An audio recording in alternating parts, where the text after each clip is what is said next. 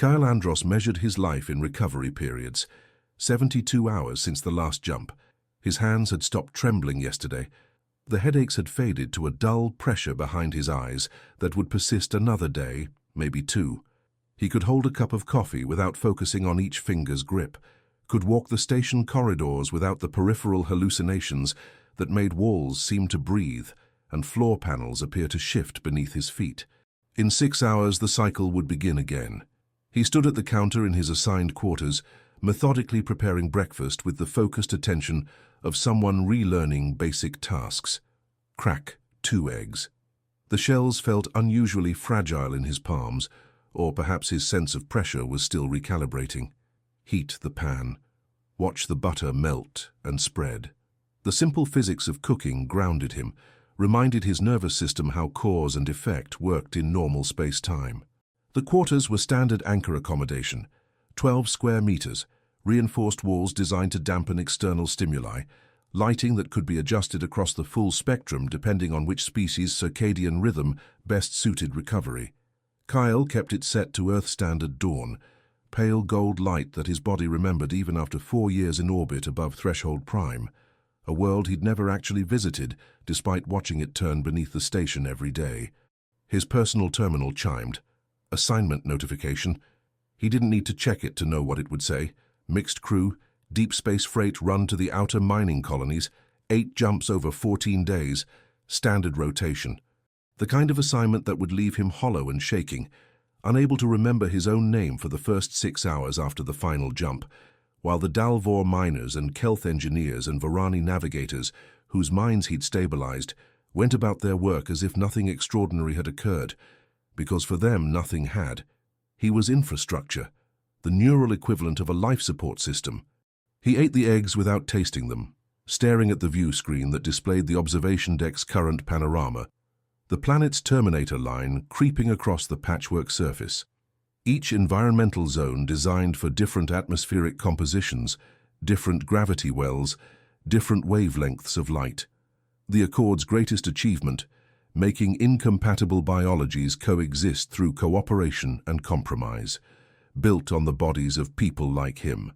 The thought arrived with the same dull ache as the post-jump headaches.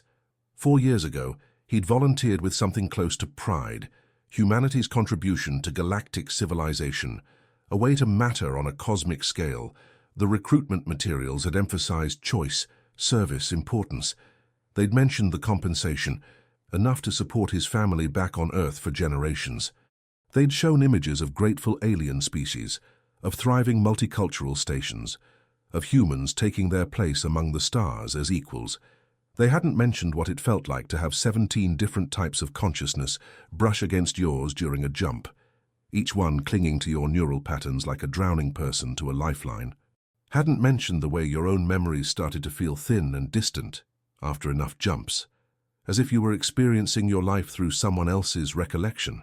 Hadn't mentioned that the exhaustion wasn't just physical, it was existential, the deep weariness that came from being used completely and then set aside until you were needed again. His terminal chimed again. Different tone, personal message.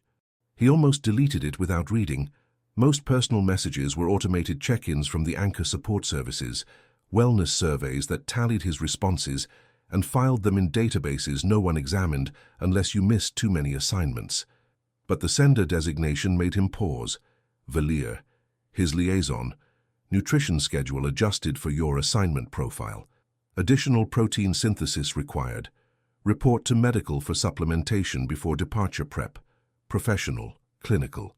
Exactly what their relationship was supposed to be. Except Valir had included a secondary note, marked personal, stripped of the formal protocol that usually structured her communications. The session last night went badly. Terran delegation lost the vote on extended rest periods. New quotas take effect next cycle. I'm sorry. Kyle set down his fork, the eggs congealing on the plate. The quotas. They'd been arguing about the quotas for 6 months, how many jumps an anchor could safely perform, how much rest between assignments, what constituted acceptable degradation versus dangerous neurological damage. Humanity's representatives had been pushing for stricter limits. citing the medical data showing that current usage rates were unsustainable, that anchors were burning out faster than they could be replaced. The other species had been pushing back, citing the economic data showing that reducing anchor availability would cripple trade routes, strand populations, collapse the careful balance of resources that kept the Accord functional. And now they'd won. Which meant the careful balance Kyle had maintained, the rhythm of assignment and recovery that let him stay functional, stay himself, was about to be destroyed. He pulled up the new quotas on his terminal. Read them twice, hoping he'd misunderstood. 48-hour minimum rest periods instead of 72. Maximum assignment duration increased from 14 days to 21. Mandatory supplementation programs to enhance neural resilience, which meant chemical intervention to keep anchors conscious and responsive, even as their minds were being systematically drained. They were going to use him up faster. And they were going to use medication to make sure he couldn't feel it happening. The medical center occupied 3 full levels of the station's core, its corridors color-coded by species-specific treatment areas. Kyle followed the blue-marked path toward human services, his footsteps echoing in the early station morning. Most of the crew were still in their rest cycles. He preferred it this way. The emptiness made it easier to pretend he was something other than a resource being maintained for optimal function. Dr. Shen looked up from her workstation when he entered, her expression already carrying the particular weariness that came from losing bureaucratic battles. She'd been the lead physician for human anchors since the program began, had testified before the council about the medical data, had warned repeatedly that the current usage rates were approaching dangerous thresholds. No one had listened. "Kyle," she gestured to the examination chair, "I assume you saw the new protocols." 48 hours. He sat, rolling up his sleeve for the blood draw he knew was coming. "That's barely enough time for neural pathway stabilization." "I know." She pressed the scanner against his forearm, studying the readout. "Your baseline markers are still depressed from the last rotation. Synaptic recovery is at 73%. Under the old guidelines, you'd be grounded for another day minimum. But under the new ones, you're cleared for assignment." She met his eyes, and he saw the anger there, carefully controlled. With supplementation. She retrieved a case from the locked storage unit, its contents marked with the universal biohazard designation. Inside were 6 injector cartridges, the liquid inside them a deep amber color that seemed to shift in the light.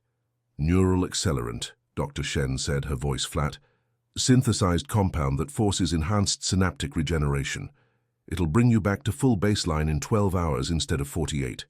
She paused. "It also increases your susceptibility to resonant bonding, makes you a more effective anchor because your neural patterns become more accessible to others."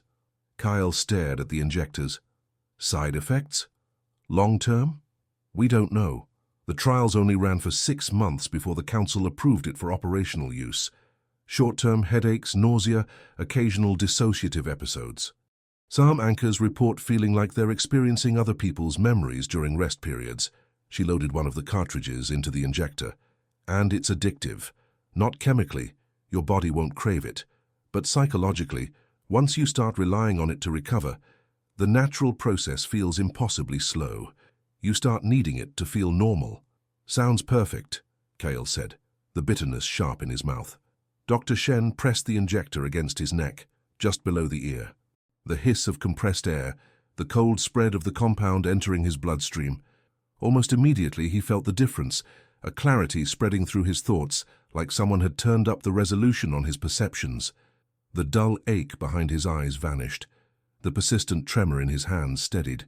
He felt better than he had in weeks. "That's the other problem," Dr. Shen said quietly, watching his reaction. "It works. You're going to feel incredible for the next 18 hours. Alert, focused, mentally sharp in ways you've forgotten were possible. And then you'll crash, and the only thing that will make you feel human again is another dose." Kyle flexed his fingers, marveling at the steadiness. How many anchors are already using this? 47 out of 73. The ones who refused are being pressured to reconsider. The ones who accepted are performing at enhanced capacity, which makes everyone else look inadequate by comparison. She disposed of the empty cartridge. "We're building a system that requires chemical enhancement to function, and once enough of you are dependent on it, they'll make it mandatory." Can I refuse? Technically, yes. Practically? She shook her head. You'll be assigned to the hardest rotations, paired with the most difficult crews. Given the longest routes with the shortest rest periods, they won't call it punishment, they'll call it efficiency, making the best use of naturally resilient anchors. But the message will be clear: enhance or be destroyed through overuse. The clarity the compound provided made the logic of it painfully sharp. They'd created a system where cooperation meant survival and resistance meant being ground down until you had no choice. The perfect trap, built from necessity and dressed up as opportunity. I need you back here in 6 hours for pre-flight screening, Dr. Shen said, her professional mask sliding back into place. Try to eat something protein-heavy. The accelerant burns through calories. Kyle stood, testing his balance. Perfect, steady. His body felt like it belonged to him again, instead of being a fragile shell housing something others needed. The relief of it was intoxicating, which meant doctor. Shen was right about everything. The departure briefing was scheduled for 1400 hours, which left him 6 hours of unexpected clarity. Kyle found himself walking the observation deck, watching the planet turn, feeling like he was actually present in his body, instead of observing from a distance. He shouldn't have been surprised when Velia found him there. She moved differently in the station's standard gravity. Her species had evolved in slightly higher G, which gave her movements a particular controlled grace, like she was constantly adjusting for the sensation of being too light. Today, she wore the formal liaison uniform, which meant she'd come directly from council sessions. The fabric caught the light from the observation windows, shimmering with threads designed to be visible across multiple species' visual spectra. You received the supplementation, she said, not quite a question. She'd stopped a careful meter away, maintaining the professional distance their positions required. Dr. Shen said 47 anchors are already using it. 48 now. Velia's primary eyes focused on him, while her secondary eyes tracked the planet below, the Sithari equivalent of divided attention, processing multiple streams of information simultaneously. You look better, more present. I feel like myself again, which is probably the most dangerous thing about it. She made a sound that might have been agreement, a harmonic resonance that his translator chip rendered as thoughtful acknowledgement. The chip was another piece of infrastructure he'd stopped noticing, embedded in his auditory cortex, processing alien languages in real time, making communication feel seamless, even though he was hearing sounds human vocal cords couldn't produce. The Dalvor ambassador is requesting another meeting, Velia said. Her offer has increased, quintuple standard compensation now, dedicated medical team, genetic preservation protocols for your family line. Kyle turned to face her fully. Genetic preservation? They want to ensure your capacity for anchoring can be passed to future generations.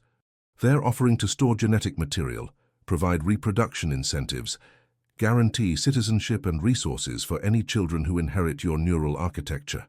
Velia's bioluminescent markings flickered once, a sign of emotional disturbance her species couldn't fully suppress. They're planning for a future where humans like you are deliberately cultivated. Bred, Kyle said. Yes. The word sat between them, ugly and accurate. He'd known it was coming.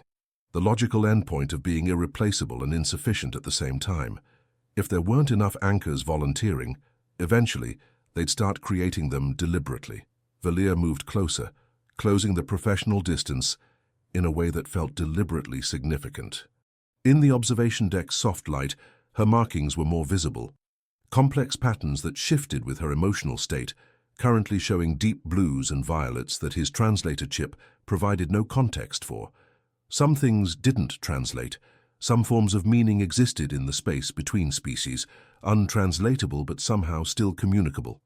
I need to tell you something, she said, her voice dropping to the lower harmonics that her species used for private communication. Something that violates my professional obligations. Kyle waited, aware of how close she was standing now, how he could feel the heat radiating from her body, several degrees warmer than human standard, a reminder that for all the translation technology and shared space, they remained fundamentally different. The Council is considering a proposal, Velia continued, mandatory reproduction protocols for all active anchors, genetic screening and partner matching to maximize the probability of children inheriting anchor capacity. It hasn't been formally introduced yet, but the preliminary votes suggest it will pass. The observation deck's lights reflected off the transparent aluminum, turning the window into a mirror. Kyle could see their reflections, his human form and her Sithari one, standing closer than professional protocol allowed, having a conversation that could end her career if anyone reported it. "When?" he asked. 6 months, maybe less if the anchor shortage becomes more acute. She reached out, her hand hovering near his arm, not quite touching. "They're going to take the last choice you have, the decision of whether to have children, whether to pass this on. They'll frame it as duty. Contribution. The ultimate service to galactic civilization." Her hand settled on his forearm, the contact deliberate and warm.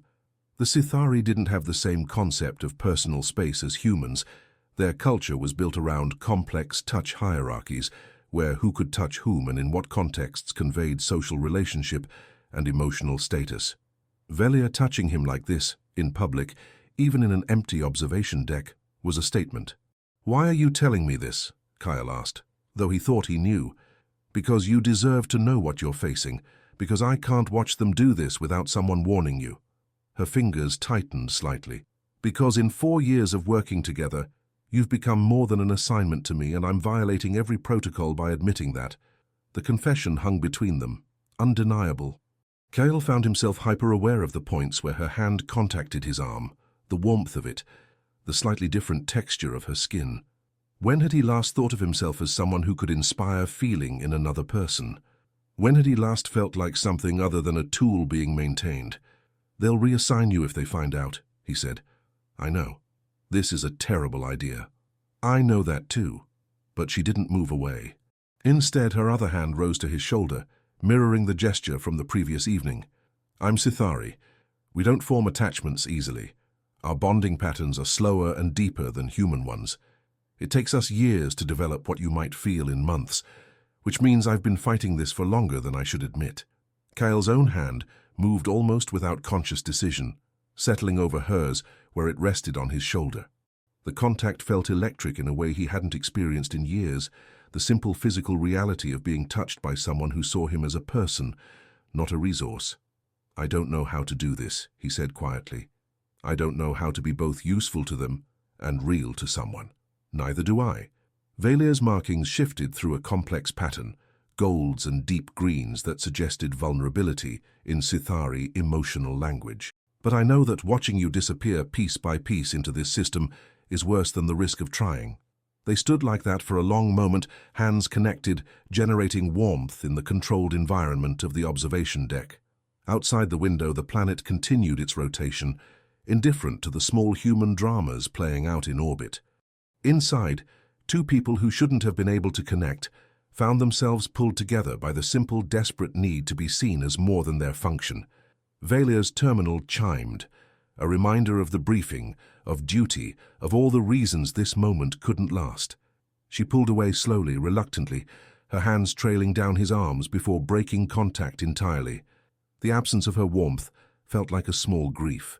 "The briefing," she said, her professional voice reassembling itself. "I'll see you there." She walked away, her gait carrying a rhythm he'd learned to read, something between resignation and determination, the cadence of someone making a choice they knew would complicate everything. Kale remained at the window, staring at his reflection, trying to remember what it felt like to be a person with agency instead of a resource with increasingly limited options. The supplementation compound sang in his veins, making everything sharp and clear and bearable, which was exactly the problem. The briefing room was designed for mixed-species crews, with adjustable furniture that could accommodate different body types and environmental controls that allowed for multiple atmospheric preferences in separate zones. Kale took his assigned position at the human standard table, breathing Earth-normal air, while surrounded by crew members whose needs required different pressures, different gas mixtures, different temperatures. The ship's captain was Varani, a crystalline species whose body structure resembled ambulatory geodes, their thoughts processing through quantum states in their silicon matrix. Captain Threll had worked with human anchors before, which meant she understood the protocols and limitations, or she had before the new quotas. "Assignment overview," Threll's voice emerged from the translation device embedded in her central structure, rendered in flat mechanical tones that stripped away any emotional context. 8-jump sequence to Outer Reach mining colonies, 14-day total mission duration. Mixed cargo, rare earth extraction equipment, supplemental life support components, entertainment media for station personnel. She displayed the route on the central hologram. 8 jumps through uncharted interstitial space, each one requiring Kale to maintain resonant bonding with the entire crew. 17 individuals from 6 different species, all depending on his neural architecture to keep their minds coherent through the fragmentation of faster-than-light travel. Under previous protocols, Threll continued, this mission would have included a mid-route rest stop for anchor recovery. New efficiency standards eliminate that requirement. The anchor will be maintained through chemical supplementation. Maintained. Like machinery. Like life support systems that could be optimized through better chemistry. Kyle saw Velia enter the briefing room, taking her position among the liaison staff. Her markings were carefully neutral, professional colors that revealed nothing, but her primary eyes found his, held contact for a fraction of a second longer than necessary. An acknowledgement, a reminder that someone in this room still saw him as human. Medical protocols. Dr. Shen's voice came through the comm system. She was attending remotely, probably unable to stomach watching this briefing in person. The anchor will receive enhanced supplementation before each jump. Standard recovery periods between jumps reduced from 8 hours to 4. Neurological monitoring will be continuous. If degradation markers exceed critical thresholds, the mission will be aborted. If, not when. As though there was genuine possibility he might complete 8 jumps in 14 days without his neural architecture, beginning to fragment under the sustained usage. Anchor acknowledgement required, Threll said, her crystalline structure rotating to face him directly. Confirm understanding of mission parameters and consent to assignment. This was the moment. The last point where he could refuse, where he could say the new protocols were unacceptable, where he could force them to choose between losing an anchor and maintaining the pretense that service was voluntary. Kyle looked around the briefing room, saw the Dalvor engineers whose mining operations fed 3 systems manufacturing, saw the Kelth navigator whose family depended on the trade routes staying open, saw the Varani cargo specialists whose species had achieved spaceflight only through Accord cooperation, saw all the ordinary people whose lives depended on infrastructure functioning smoothly, who had no idea that infrastructure was built on the systematic consumption of people like him. And he saw Velia, watching him with all 4 eyes aligned, the Sithari gesture for witnessing a crucial moment, for being present to whatever choice someone made. Confirmed, he said. I understand the parameters and consent to assignment. Velia's markings flickered once, too fast for most species to notice, but Kale had learned to read her tells. Disappointment, or perhaps grief. Mission commences in 18 hours, Threll said. Crew dismissed to pre-flight preparation. Anchor to medical for supplementation optimization. The briefing dissolved into the routine chaos of departure prep. Kyle remained seated, watching the crew disperse, feeling the clarity of the accelerant compound beginning to fade at the edges. 18 hours until it would be refreshed. 18 hours of being able to think clearly about what he'd agreed to. Velia approached, maintaining professional distance, but her voice dropped to the private harmonics. You could still refuse. And watch the system collapse? Watch people suffer because I chose myself over necessity? That's not your responsibility to carry. Then whose is it? He stood, facing her. Someone has to. That's the trap, isn't it? Once you're capable of helping, refusing becomes a form of violence. They've built the whole thing so that choosing yourself means choosing against everyone else. It's not sustainable, Velia said. Neither is refusal. She had no answer for that. The logic was airtight, a perfect cage built from good intentions and genuine need, and the simple fact that some people possessed capabilities others required to survive. I'll be monitoring your biometrics throughout the mission, Velia said, shifting back to professional protocols.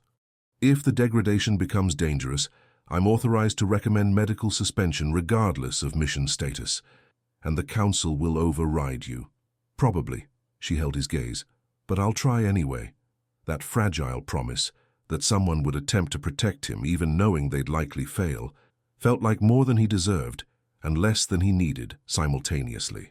18 hours, he said. 18 hours, she agreed.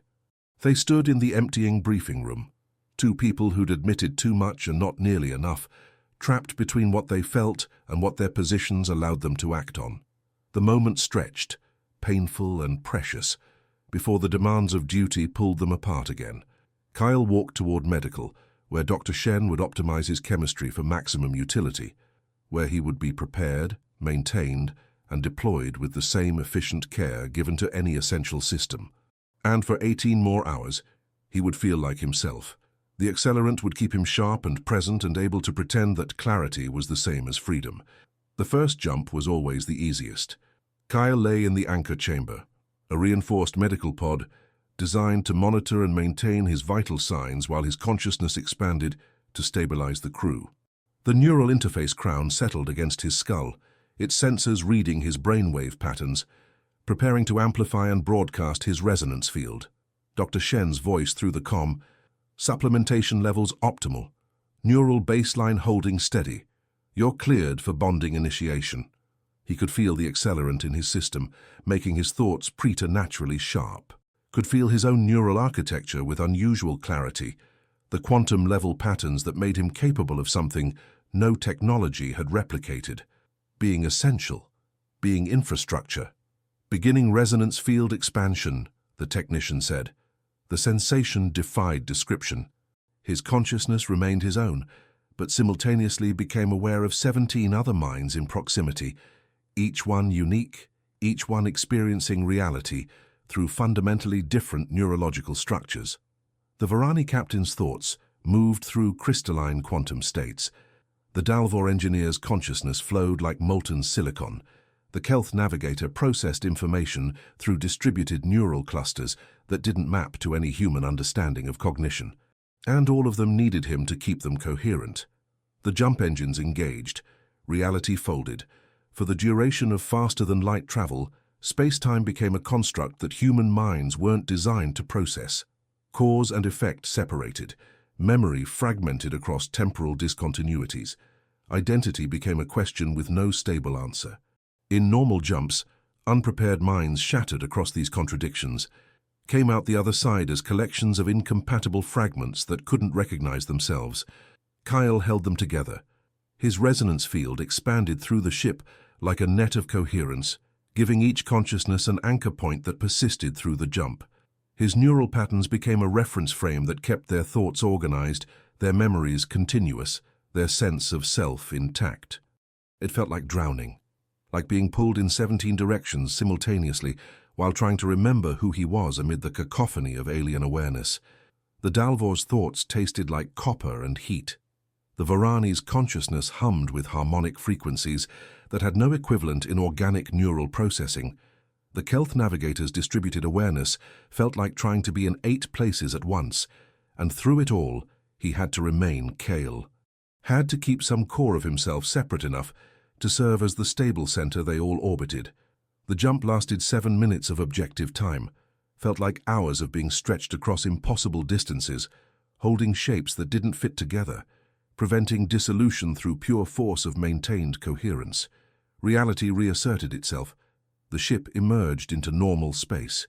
Kyle gasped, the neural interface crown lifting away from his skull. His body felt like it had been disassembled and reassembled with pieces missing, but his mind was still intact, still his. The accelerant kept him conscious and functional when normal biology would have forced unconsciousness. Anchor biometrics nominal, Dr. Shen's voice tight with concern, even through the clinical language. 4-hour rest period initiated. 4 hours. Under the old protocols, he would have had 8. The difference seemed small until you multiplied it across 8 jumps and recognized that he'd lose 32 hours of recovery time over the mission duration. 32 hours his neural architecture needed to rebuild what got consumed maintaining other people's coherence.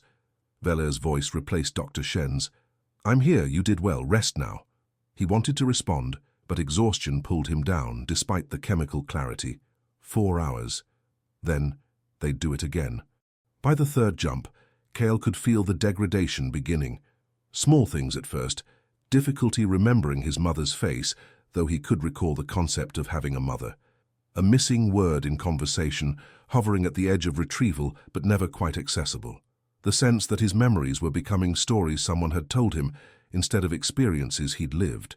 The accelerant kept him functional, kept his neural patterns stable enough to serve as an anchor. But it couldn't prevent the erosion that came from being used as a reference point for alien minds. Each jump left marks, not damage exactly, but reshaping. His consciousness adapting to accommodate patterns it wasn't designed to hold. Valia noticed. She'd taken to spending his rest periods in the anchor chamber, monitoring his biometrics personally, instead of delegating to the automated systems. The Sithari didn't require much sleep, 3 hours per cycle, and not continuously, which meant she was available during the long stretches when Kyle drifted between exhausted unconsciousness and chemical clarity. "Your baseline is shifting," she said quietly during one of these vigils. The chamber was dimly lit, approximating Earth nighttime. Only the soft glow of monitoring equipment and her bioluminescent markings provided light. "The accelerant is maintaining your function, but your underlying neural architecture is changing, becoming more adaptable to bonding but less distinctly human." Kale tried to focus on her words through the fog of exhaustion. "Will I still be able to anchor?" "Yes, you're becoming better at it actually, more efficient." She moved closer to the medical pod, her hand settling on his arm, the casual violation of professional distance they'd both stopped pretending to maintain. "But that's not what I'm asking about. I'm asking if you'll still be you when this is finished." He didn't have an answer, didn't know if he was still entirely himself now. "Tell me something about Earth," Velia said, her harmonics softening into tones his translator chip rendered as gentle encouragement. "Something you remember clearly, something they haven't taken yet." Kyle closed his eyes, searching through memories that felt increasingly like photographs, images without the emotional texture that made them real. "There was a beach near where I grew up. Black sand, volcanic. The water was always cold, but in summer people would swim anyway. I used to go there early morning, watch the sunrise turn the ocean purple before it went blue. Do you remember the smell?" He tried, couldn't quite grasp it. "Salt, kelp, something else, something specific that meant ocean, but I can't." The loss of it hit harder than he expected. A small thing, an irrelevant sensory detail. But it was his, and now it was gone. Valia's hand tightened on his arm. "The Council is monitoring mission efficiency metrics. 8 jumps in 14 days is performing above projections. They're already discussing implementing this as standard protocol for all anchor rotations." "Of course they are, it works. It's destroying you. Slowly enough that the metrics don't flag it as immediate damage." Kyle opened his eyes, found her watching him, with all 4 eyes aligned. "That's the genius of it. By the time the degradation becomes critical, they'll have normalized the usage pattern across all anchors. Individual damage becomes acceptable systemic cost." She made a sound that didn't translate, something between grief and fury. "I want to stop this. Want to file a medical emergency report and force the mission abortion. But the Council would override me, and I'd be removed from your support team for interference with operational efficiency, leaving me with someone who cares less about whether I survive intact." "Yes." She shifted position, moving from the monitoring station to sit on the edge of his medical pod, closer than any professional protocol allowed.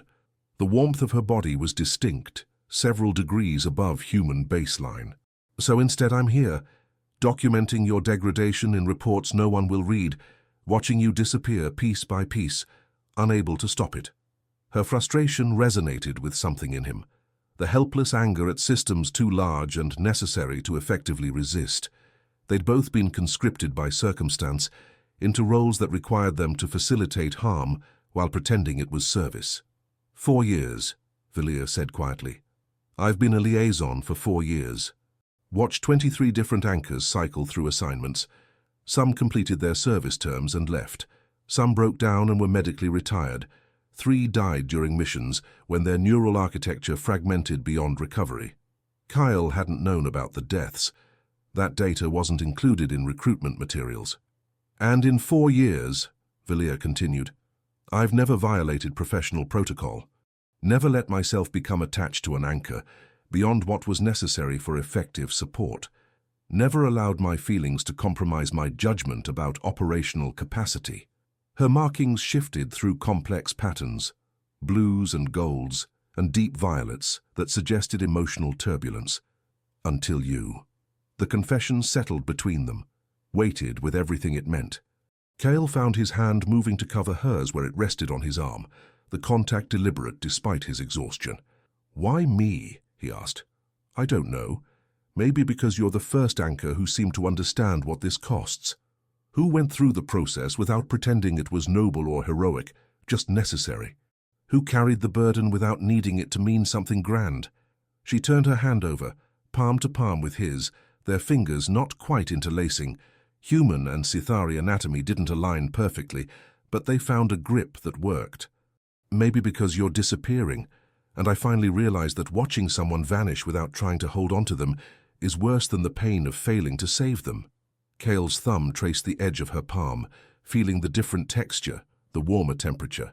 "I don't know how to be saved. Neither do I, but I know that connection matters. That being seen by someone who cares about your survival matters." She leaned closer, her secondary eyes tracking the biometric displays while her primary eyes held his gaze. "So I'm here, documenting everything, bearing witness to what they're doing, making sure someone remembers who you were before they optimized you into pure function." The medical pod's timer chimed softly. 4 hours. Time for the next supplementation dose, the next round of chemical clarity that would prepare him for the next jump. Neither of them moved immediately. The moment stretched, precious and painful, both of them aware it was borrowed time. "5th jump in 3 hours, Velia said finally. "Dr. Shen will be here for your prep. And you?" "I'll be monitoring from the liaison station." She stood reluctantly, their hands separating. "But I'll be there. Through all of it. Whatever's left at the end, I'll be there." It wasn't a promise of rescue, just a promise of presence. Sometimes that was more than hope. It was proof that disappearing didn't mean being forgotten. The 5th jump broke something. Not catastrophically. Not in a way that would trigger medical alerts or abort protocols. Just a small fracture in Kyle's sense of continuous self, a gap in his memory, where there should have been coherence. He came out of the jump and couldn't remember his father's name, could remember having a father, could recall the shape of their relationship, the general emotional texture of childhood. But the name, the specific sound that identified that person, was gone. Not forgotten in the normal way where searching would eventually retrieve it. Genuinely absent, the neural pathways that stored it, overwritten by something else. By the Dalvor engineer's thought patterns, he realized with sudden horror. The name was gone because that space in his memory now contained the resonant signature of keeping Dalvor consciousness coherent through jump space. They'd taken his father's name and replaced it with their functionality. "Anchor biometrics showing anomalous activity," Dr. Shen's voice, sharp with concern. "Kyle, stay with me. What are you experiencing?" He tried to articulate it, couldn't find words that fit. How did you explain that pieces of yourself were being carved out and replaced with other people's coherence? That memory wasn't just fading, it was being actively overwritten. "Memory gaps," he managed finally. "Personal information. It's not there anymore." Silence on the comm. Then, "I'm documenting this as a critical degradation marker. Velia, get to the anchor chamber now." Cale heard the urgency in her voice. Heard what she wasn't saying, that this was the threshold they'd been watching for, the point where damage stopped being acceptable systemic cost and became immediate danger. The chamber door opened. Velia moved with speed that suggested she'd already been close, waiting.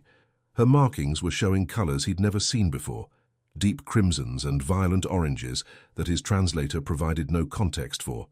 "What did you lose?" she asked, kneeling beside the medical pod, her hands finding his immediately. "My father's name, just gone. The space where it should be feels different now, occupied by something else." Velia's grip tightened hard enough to hurt. She turned toward the monitoring station, all 4 eyes focusing on the displays with an intensity that made her whole body go rigid. "Dr. Shen," she said, her voice carrying harmonics that suggested barely controlled fury. "His neural architecture is being rewritten, not degraded, rewritten. The bonding process is replacing his organic memory structures with optimized pathways for maintaining resonance." I'm seeing it, Dr. Shen replied. It's consistent with the long-term effects we were afraid of. The accelerant maintains function, but it does so by prioritizing anchor capacity over personal continuity. Essentially, it's making him into a better tool by stripping away the parts that aren't useful for anchoring. How much has he lost? Impossible to quantify. Memory doesn't degrade in measurable units. But based on the neural mapping, I'd estimate 15 to 20% of his autobiographical memory has been compromised or overwritten. A pause. And we're only halfway through the mission rotation. Velia made a sound that didn't require translation, anguish rendered in harmonics that bypassed language entirely. Her hands moved to Kale's face, the gesture carrying intimacy that would be unmistakable to any Sithari observer. We're aborting the mission. This constitutes medical emergency. The Council won't authorize it, Dr. Shen said. I've already run the projections. His functional capacity as an anchor remains above minimum thresholds. The memory loss, however catastrophic it is personally, doesn't impair his ability to stabilize other minds during jumps. They'll classify it as acceptable degradation. Acceptable? Velia's entire body was trembling now, her markings flashing through colors too rapidly to distinguish. They're erasing him. They're taking a person and turning him into a mechanism that happens to be housed in human tissue. How is that acceptable? It's acceptable because 17 species depend on anchors to maintain interstellar travel, and the alternative is watching their civilizations fragment. Dr. Shen's voice carried the weariness of someone who'd had this argument too many times. I don't agree with it. I've testified against it. But I also don't get to decide whether the needs of trillions outweigh the personhood of 73 individuals. The math was brutal and undeniable. Kyle felt it with the same terrible clarity the accelerant provided for everything else. His father's name was gone. By the end of this rotation, what else would be missing? His mother's face, the memory of Earth's sky, the feeling of being someone specific instead of a function. Velir. His voice came out rougher than intended. They're right. Medically, I'm still functional. Personally, I'm disappearing. But only one of those metrics matters to the system. Both should matter. Her hands were still framing his face, her warmth soaking into him. You should matter beyond what you can do for others. Should and does are different things. She made another untranslatable sound, grief and rage and helpless recognition that he was right. Then she leaned forward, pressing her forehead against his with enough force to share warmth, to create pressure that registered as distinct sensation. The gesture was intensely intimate in Sithari culture, the kind of contact reserved for bonded pairs, for family, for relationships where the boundary between self and other had become permeable. She was claiming connection in a way that violated every professional protocol they'd pretended to maintain. "I see you," she said, the harmonics dropping into registers humans couldn't produce, but his translator chip rendered as absolute conviction. Not what you do, not what you provide. You, Kale, the person who remembers black sand beaches even when the smell is gone, who carries this burden without needing it to be heroic, who's being erased and still tries to make it mean something. Tears were streaming down his face. He hadn't realized he was crying until he felt the wetness. When was the last time he'd cried? The memory should have been there, should have been accessible, but that space was probably occupied by someone else's cognitive coherence now. "I don't know how much of me will be left," he said. "Then I'll remember for you. Every piece they take, I'll document. Every memory you lose, I'll record. They can't erase you completely if someone is keeping track of who you were." It was an impossible promise. She couldn't restore what the bonding process overwrote, but the offer itself mattered.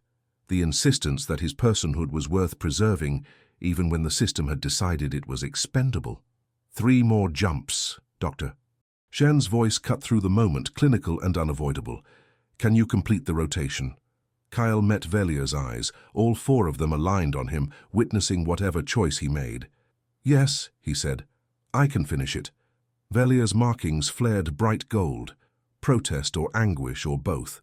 But she didn't contradict him, just held him closer, sharing warmth, bearing witness to his dissolution. The 6th jump took his childhood home. He could still remember that he'd grown up somewhere, could recall the abstract concept of parents, of a place he'd lived before volunteering for anchor service, but the specific details, the color of the walls, the view from his bedroom window, the way sunlight fell through the kitchen in the morning, all gone. Overwritten by the Kelth navigator's distributed consciousness, her neural clusters now occupying the space where his foundation memories should have been. The seventh jump took music. Not the concept of it, but the embodied memory of songs he'd loved, melodies that had mattered. He knew music existed, knew he must have had preferences once, but trying to recall a specific song produced only absence, not silence, but the architectural void where something important had been carved out and replaced with the harmonic frequencies the Varani captain processed reality through. The eighth jump took his mother's voice.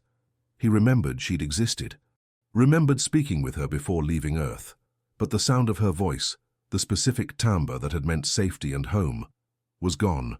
That neural space now maintained the quantum coherence patterns necessary to keep Dalvor consciousness from fragmenting across jump space. When he emerged from the final jump, Kale existed as a collection of functional knowledge wrapped around an increasingly hollow core.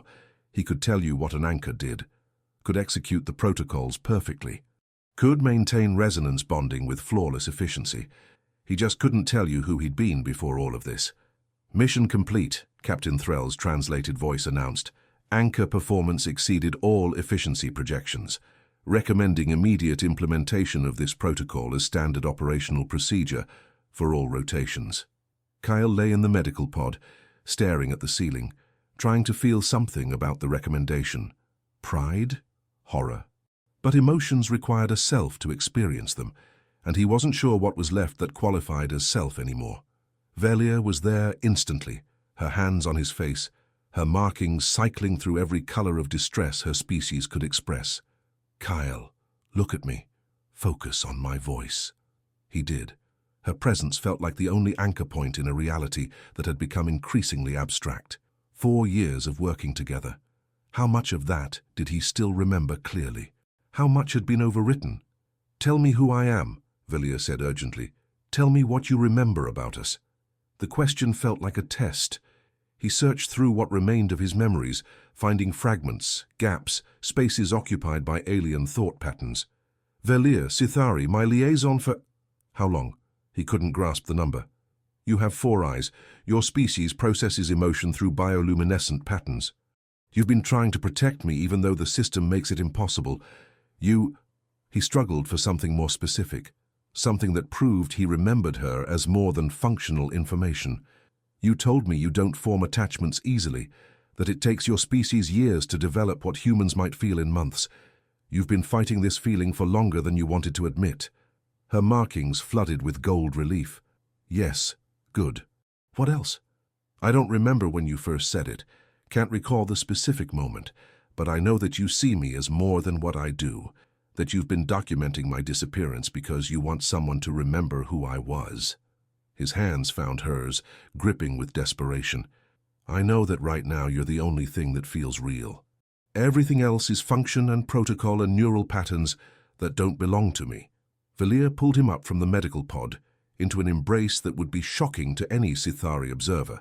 Full body contact, her arms wrapped around him, sharing warmth with complete disregard for professional boundaries. She was trembling. "Doctor." "Shen," she said, her voice rough with harmonics that suggested barely contained breakdown, "give us the damage assessment."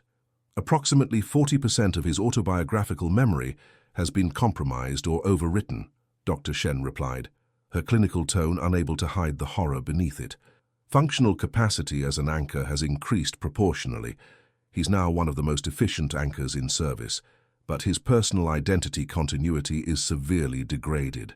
In psychological terms, he's experiencing a form of dissociative amnesia, combined with what we might call involuntary neural respecialization." "In non-clinical terms?" Velia demanded. "They've turned him into exactly what they wanted, a perfected tool, and the cost was most of who he used to be." The statement should have devastated him, should have triggered grief or rage or despair. Instead, Kyle felt a distant recognition that something important had been lost, without the emotional connection that would make the loss feel personal. That absence itself was the most disturbing thing. He'd been erased so completely that he couldn't even properly mourn his own disappearance. "Can it be reversed?" Villiers asked. "Unknown. We've never had an anchor survive long enough with this level of degradation to study recovery. Most either die or suffer complete neural fragmentation before reaching this point." Dr. Shen paused. "The accelerant kept him functional through damage that should have been catastrophic, which means we have no data on what happens next. What I recommend," Dr. Shen continued, "is immediate medical retirement. Remove him from active service before any further degradation occurs. His functional capacity is high enough that they'll resist, but the psychological damage is documented and undeniable. The Council will argue he's more valuable now than ever," Villiers said bitterly. "Why retire their most efficient anchor when he can still perform? Because what's left isn't a person anymore. It's a biological mechanism wearing a human shape." Kyle wanted to argue, wanted to insist he was still himself, still human, still someone capable of agency and choice. But the evidence contradicted him. He couldn't remember his father's name, his childhood home, his mother's voice, couldn't recall the songs he'd loved or the specific moments that had shaped who he was. All of that had been carved out and replaced with optimized neural pathways for stabilizing alien minds. "I want to retire," he said quietly. "I want to stop before there's nothing left." Villiers' arms tightened around him. "Then we'll make it happen. I'll testify before the Council. Dr. Shen will present the medical data. We'll fight for your right to stop being consumed." But even as she said it, they both knew the reality. He was too valuable, too efficient, too essential to a system that required more anchors than humanity could provide through voluntary service alone. They weren't going to let him go. The Council hearing took place in the main assembly hall, a massive structure designed to accommodate representatives from all 17 Accord species simultaneously. Kyle stood in the designated testimony area, surrounded by beings whose existence depended on what he could provide. He'd been given 12 hours to recover before the hearing. Dr. Shen had administered another accelerant dose, bringing him back to functional clarity. But the clarity only made the absence more distinct. He could think with perfect sharpness about all the memories he'd lost, could catalogue the gaps with painful precision. The Terran delegation sat in their assigned section, looking grim. They'd been fighting for anchor protection for months. This hearing represented either their last chance or their final defeat. Villiers stood at the liaison station, her markings carefully controlled into professional neutrality. But he could read the tension in her posture, the way her secondary eyes kept tracking him, even while her primary eyes focused on the assembly. Ambassador Talith of the Dalvor opened the proceedings, her crystalline structure refracting the chamber's light into complex patterns. "This council convenes to determine the ongoing service status of Anchor Kyle Andros, following the completion of an enhanced rotation protocol. Medical testimony has been submitted. The Council will now hear from relevant parties before making a determination." Dr. Shen spoke first, presenting the data with clinical precision. Neural scans showing the degradation, memory assessments documenting the specific losses, psychological evaluation detailing the dissociative symptoms.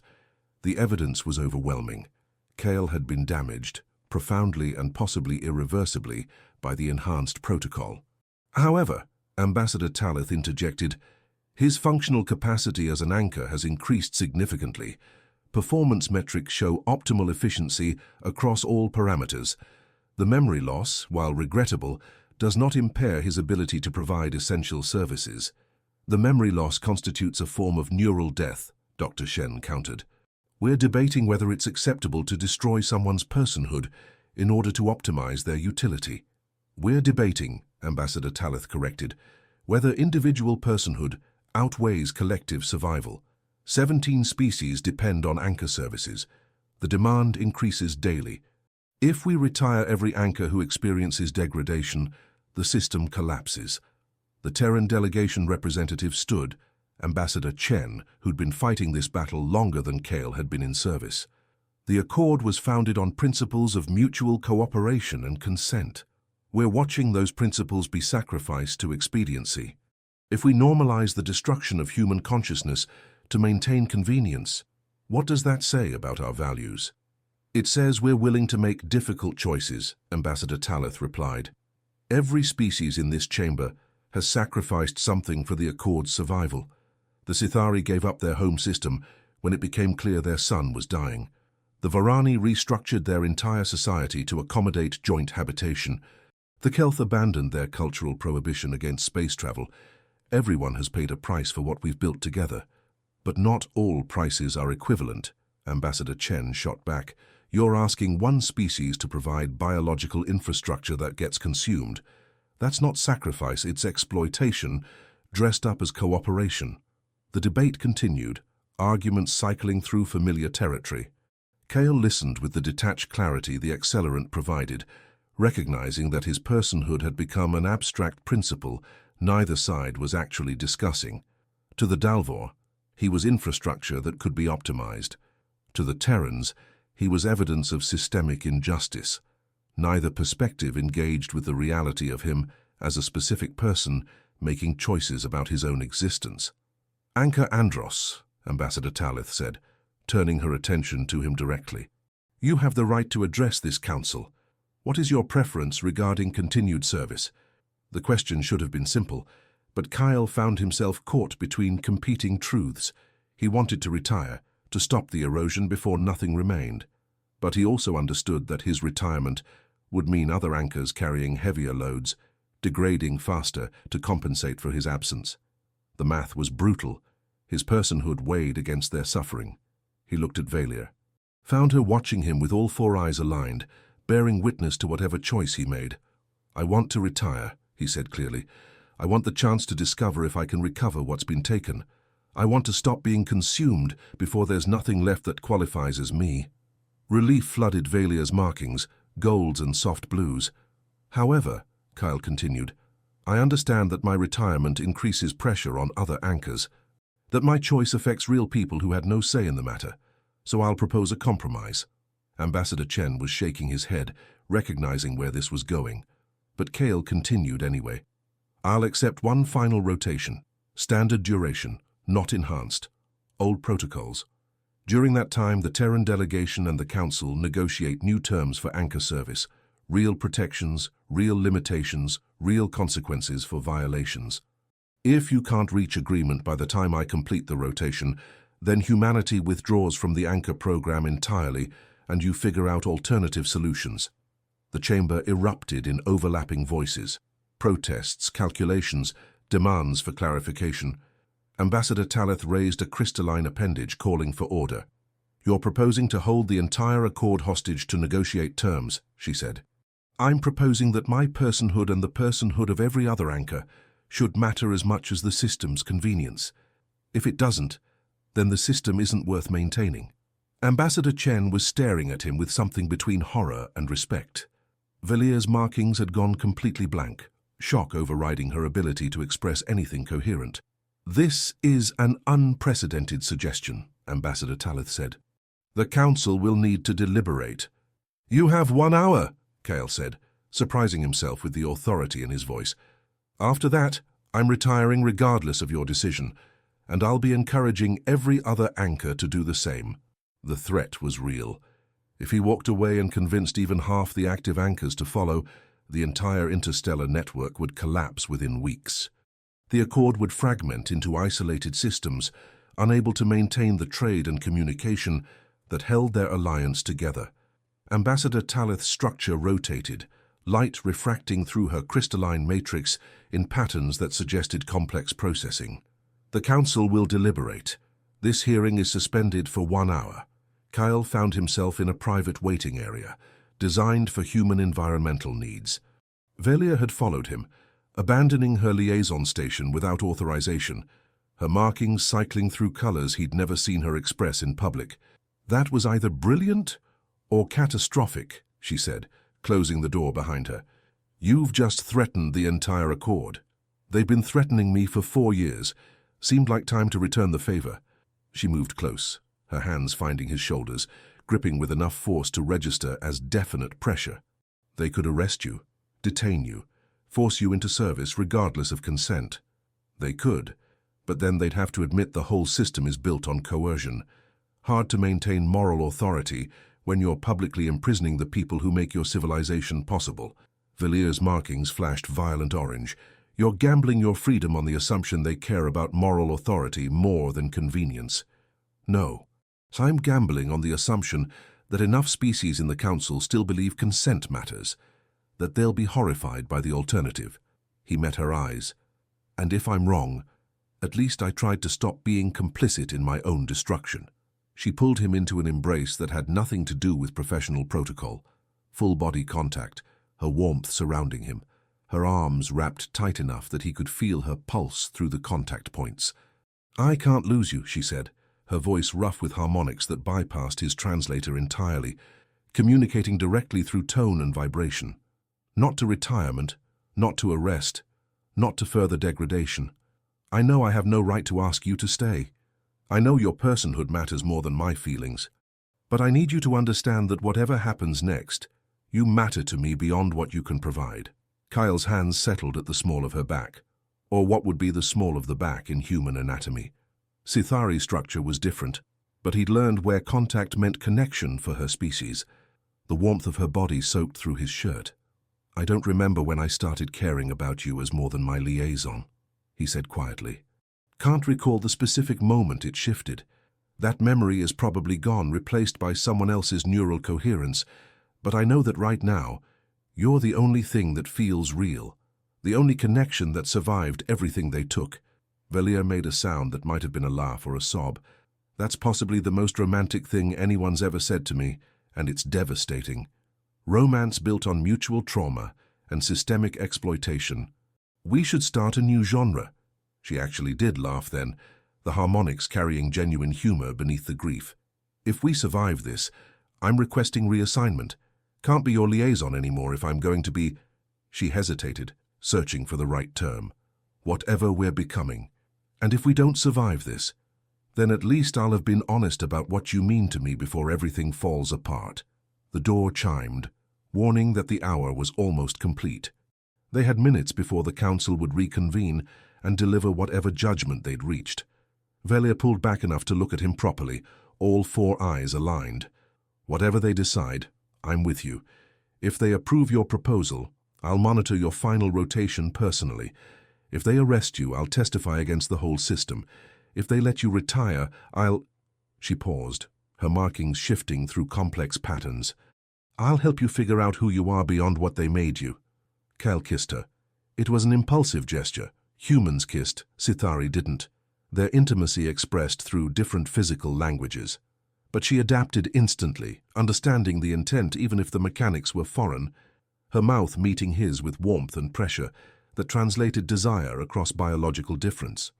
They broke apart, breathing hard, both of them aware they'd just crossed another line that couldn't be uncrossed. "I need to learn your intimacy languages," Kale said. "I need to learn yours," Velia agreed, "assuming we get the chance." The door opened. An aide gestured them back toward the assembly hall. Time to learn what they'd decided about his future.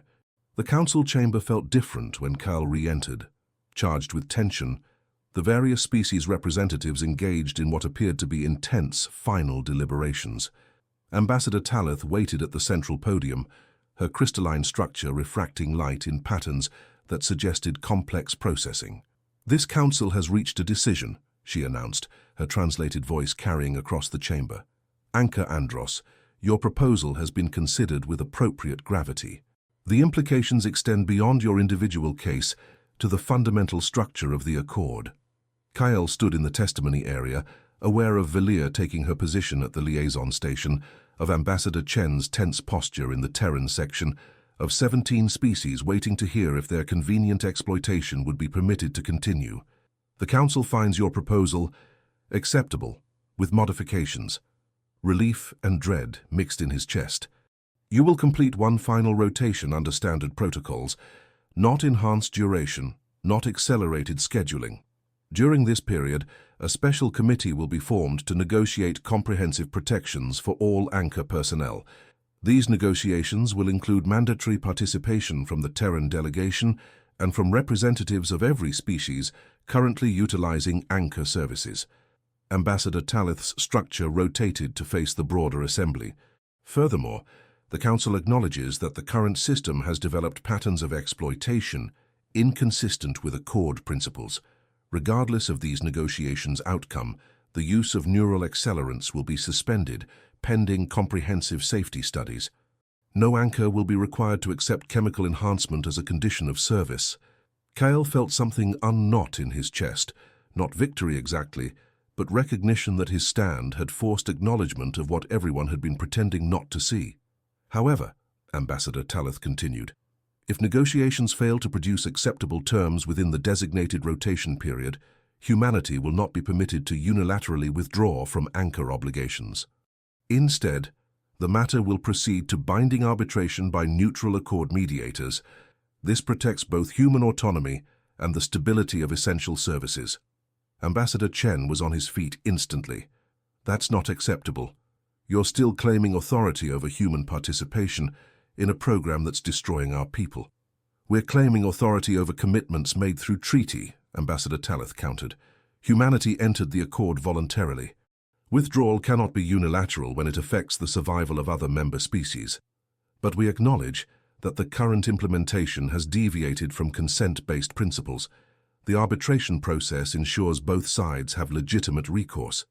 It was a compromise, imperfect, potentially problematic, but better than the alternative of complete exploitation or complete collapse. Kyle recognized the political necessity even as he felt the personal cost. Do you accept these terms, Anchor Andros? Ambassador Talith asked. He looked at Velir, saw her markings cycling through cautious hope, not celebration, but recognition that this was survivable, better than what they'd feared, a foundation to build from. I accept, Kyle said, on the condition that I choose my support team for this final rotation. I want Dr. Shen as primary medical officer. I want Velir as my liaison. And I want direct reporting access to the negotiating committee so they can see exactly what anchor service costs. Agreed, Ambassador Talith said without hesitation. The Council recognizes that transparency serves all parties' interests. The formal pronouncement echoed through the chamber. This Council's decision is entered into record. Anchor Andros will complete one final standard rotation. Negotiations will commence immediately. All parties will engage in good faith toward a sustainable solution. The Assembly dissolved into the organized chaos of delegates conferring, forming alliances, beginning the complex work of actually implementing what had been decided. Kyle remained in the testimony area, processing what he'd just achieved and what he'd just committed to. Velir appeared at his side, her professional neutrality abandoned entirely. You did it. You actually made them acknowledge the problem. I threatened them into acknowledging it. That's different from fixing it. It's still more than anyone else has managed. She glanced around the chamber, then made a decision that would be visible to every observer present. She took his hand, her fingers interweaving with his in a gesture that unmistakably declared connection beyond professional obligation. Shocked silence rippled through nearby delegates. Sithari didn't engage in public displays of intimacy with other species. Ever. The cultural prohibition was absolute. Velir's markings blazed defiant gold. Let them see, she said quietly, her harmonics pitched for his hearing alone. Let them understand that you're not just infrastructure to me, that caring about your survival isn't professional weakness. It's recognition of your personhood. Ambassador Chen approached, his expression complex. That was either the bravest or most reckless thing I've seen in 20 years of diplomacy. Possibly both. Seemed better than disappearing quietly, Kyle said. The negotiations will be difficult.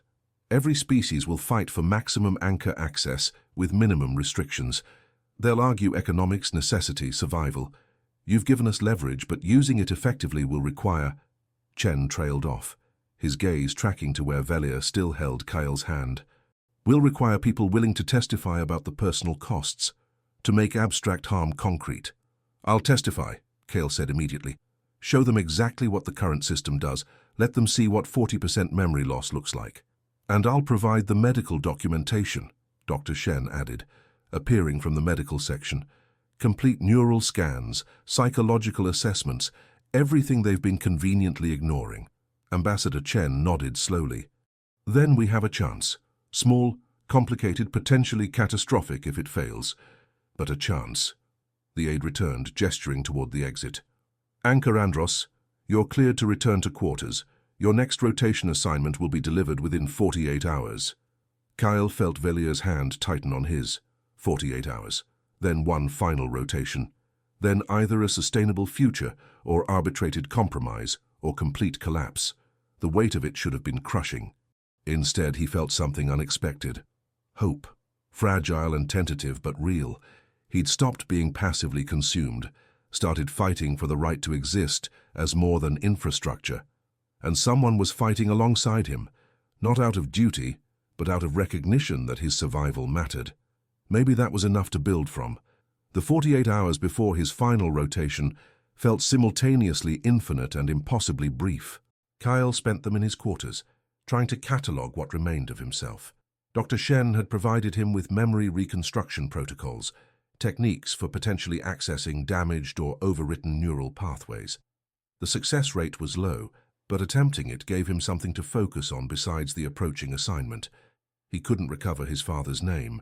That space was too completely occupied by Dalvor consciousness patterns, but he found fragments, small things. The smell of rain on pavement. That memory was still intact, tucked in a neural pathway the bonding process hadn't needed. The feeling of grass under bare feet, the taste of strawberries, sensory details that had somehow survived because they were stored in areas the accelerant hadn't optimized for resonance. Velia spent the hours with him, officially monitoring his recovery, but actually just being present. She'd brought Sithari memory preservation tools, crystalline structures that recorded neural patterns for cultural archiving. Together, they attempted to document what remained, creating external backups of Kale's memories in case further degradation occurred during the final rotation. "Tell me about your family," Velia said during one of these sessions. She sat close enough that their shoulders touched, sharing warmth in the cool quarters. "I had parents. Their names are gone. He couldn't access them. I remember loving them. Remember wanting to make them proud when I volunteered for anchor service. Remember my mother crying when I left Earth, though I can't picture her face or hear her voice anymore." Velia's hand found his, their fingers interlacing in the hybrid grip they'd developed. "What about before you volunteered? What did you do?" "Engineering. Systems design." That memory was clear. Technical knowledge had been preserved because it was relevant to understanding anchor protocols. "I was working on terraforming algorithms, trying to optimize atmospheric processes for marginal worlds. It was good work, important, I was proud of it." "Why did you leave it for this?" Kyle searched through fragmentary memories, trying to reconstruct his motivations. "I wanted to matter, wanted to contribute something irreplaceable. The recruitment materials made it sound noble, humanity's unique gift to galactic civilization. I believed I could do good and be valued for it. And now? Now I know that being irreplaceable just makes you a resource that can't be substituted. That mattering becomes a trap when your importance makes you consumable." He turned to look at her, taking in the bioluminescent patterns shifting across her skin. "But I also know that real connection is possible, even in systems designed to prevent it. That someone can see you as more than your function if you're both willing to risk it." Velia's markings flooded with warm golds and soft blues, colors his translator interpreted as deep affection and vulnerability.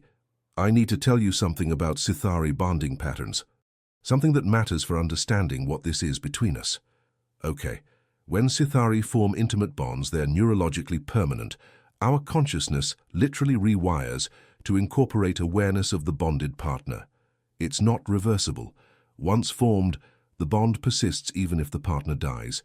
We carry their patterns in our neural architecture forever."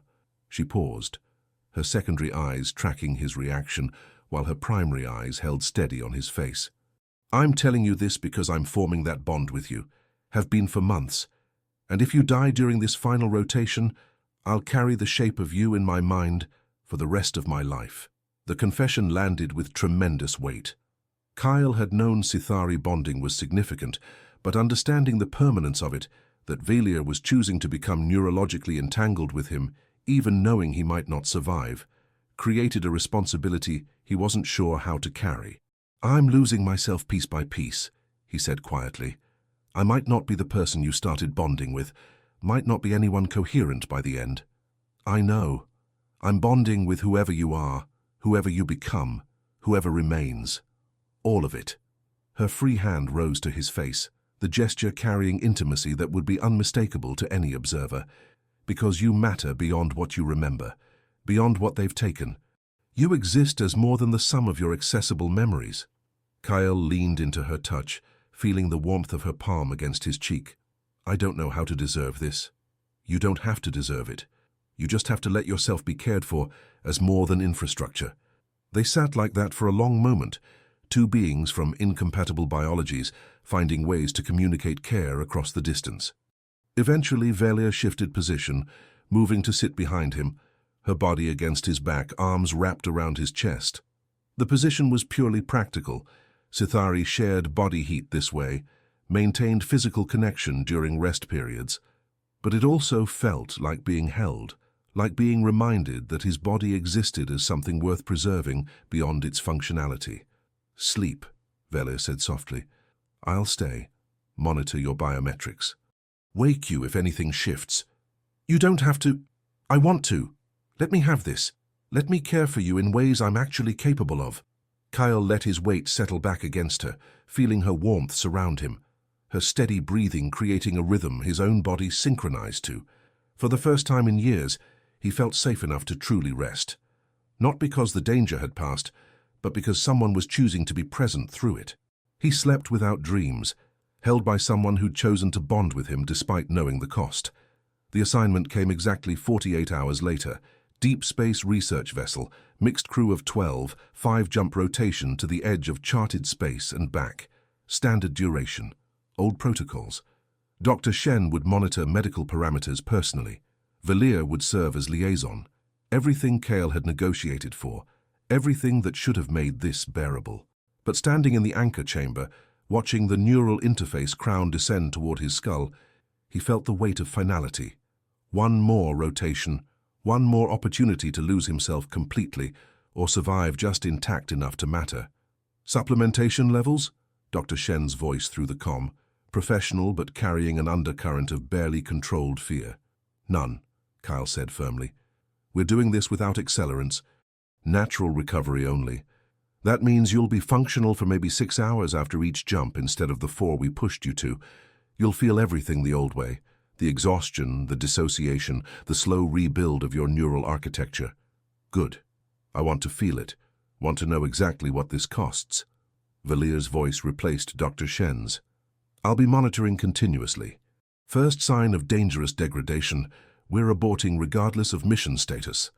The Council can file formal protests after I've saved your life, Velia said flatly. You negotiated for this rotation to be done under safe protocols. I'm interpreting safe as liberally as necessary to keep you alive and coherent. The crown settled against his skull, sensors reading his neural patterns. Kale could feel his resonance field already, the quantum-level coherence that made him essential and destructible simultaneously.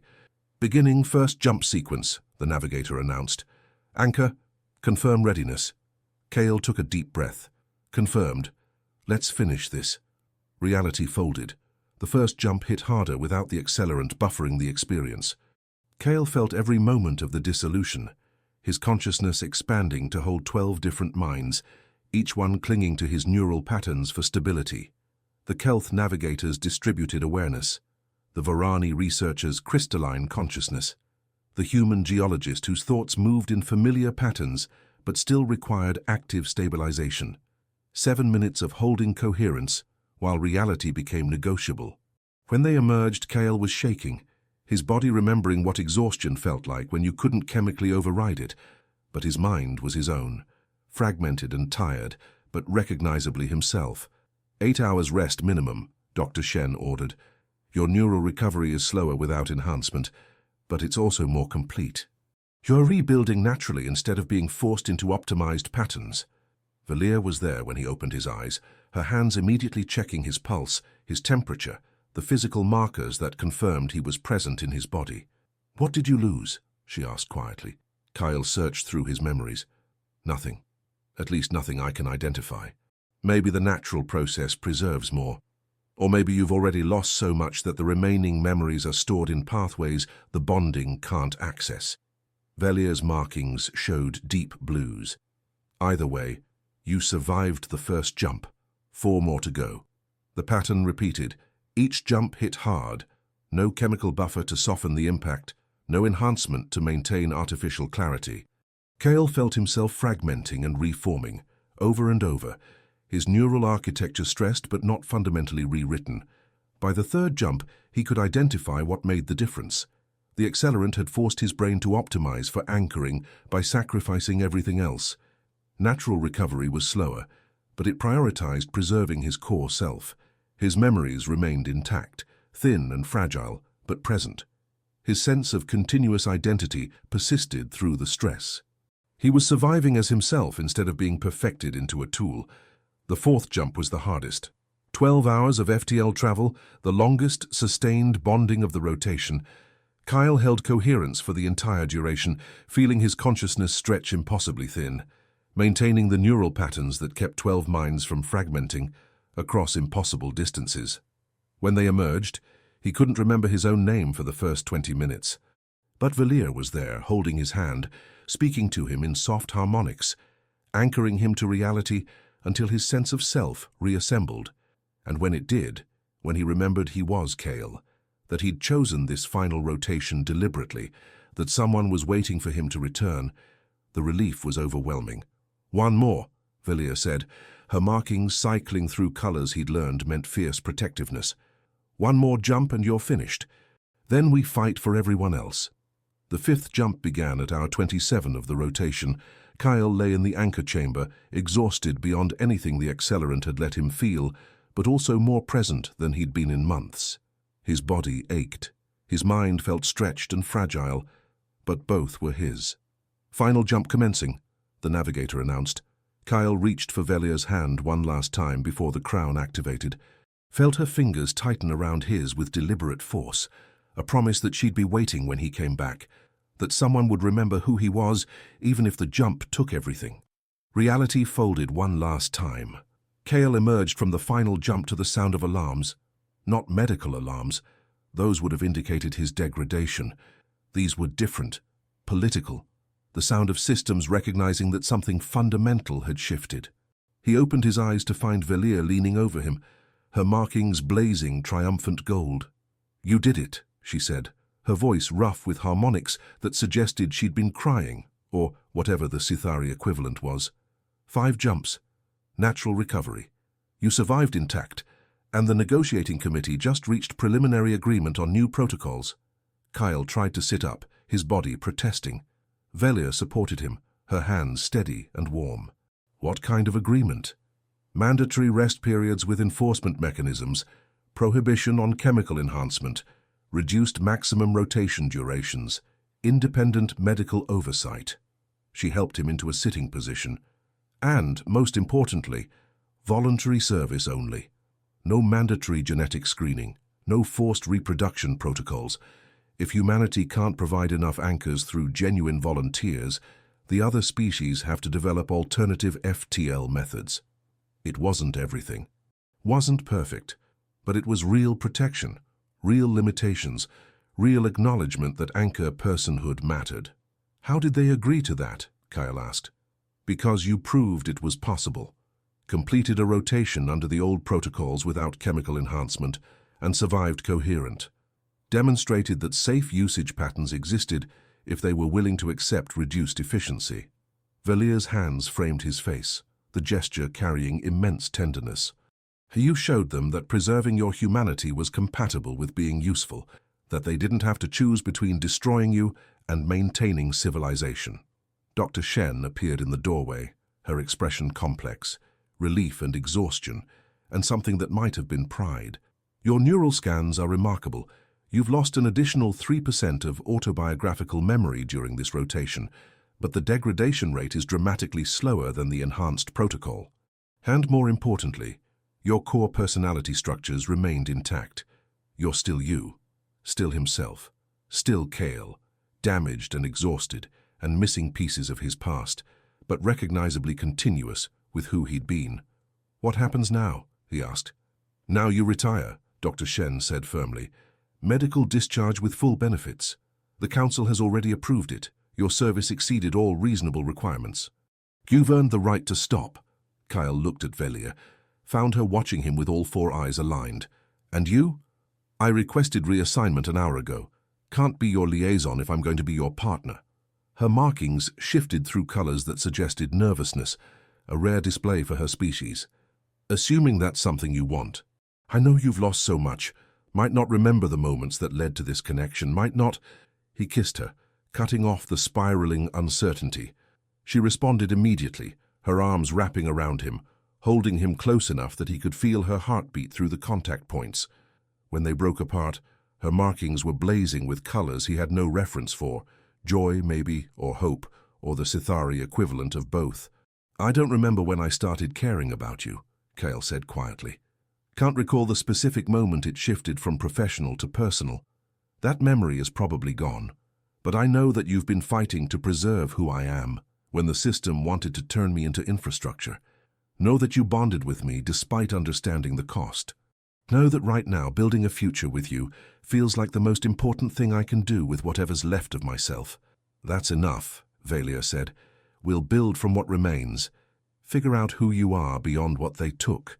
Create new memories to replace the ones they stole. Dr. Shen cleared her throat.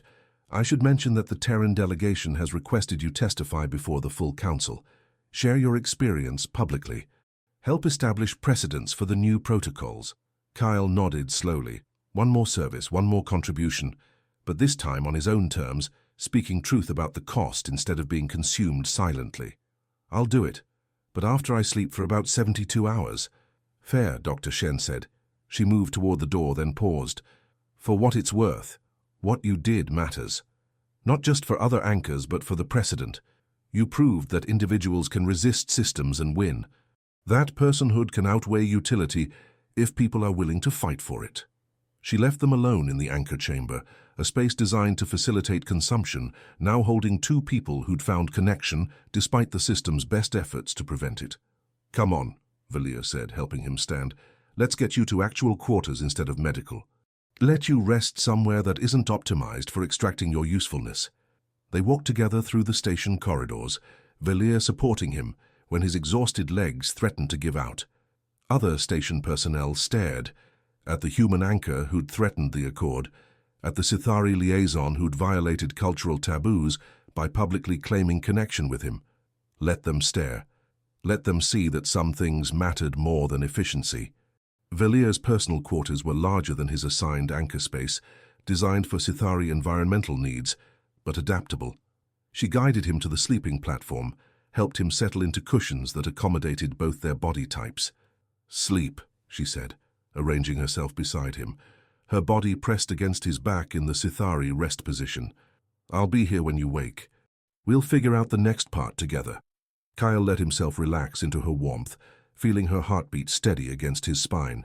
He'd lost so much. His father's name, his mother's voice, his childhood home, countless memories that had made him who he was. The system had carved out pieces of himself and replaced them with functionality. But he'd survived, had fought to stop before nothing remained, had found someone who'd chosen to bond with him despite knowing the cost, had helped establish protections that might save others from the same consumption. It wasn't victory exactly, more like survival earned through resistance, the acknowledgement that personhood mattered even when systems tried to reduce people to infrastructure. Outside the quarters, the station hummed with the ordinary activity of 17 species maintaining their shared civilization. The accord would continue, reshaped now by the recognition that some costs were too high even for survival. Anchor services would persist, but bounded by consent and protection instead of exploitation. And Kyle, damaged, exhausted, missing pieces of himself, would begin the slower work of discovering who he was beyond what he could provide, building a life from what remained, creating new memories with someone who'd chosen to carry the shape of him in her consciousness forever. The systems would adapt, civilization would continue, and sometimes, against all reasonable odds, individuals could insist on mattering and actually be heard. Kyle slept, held by someone who'd bonded with him despite every reason not to, and dreamed of futures built from fragments and determination, and the stubborn refusal to disappear quietly.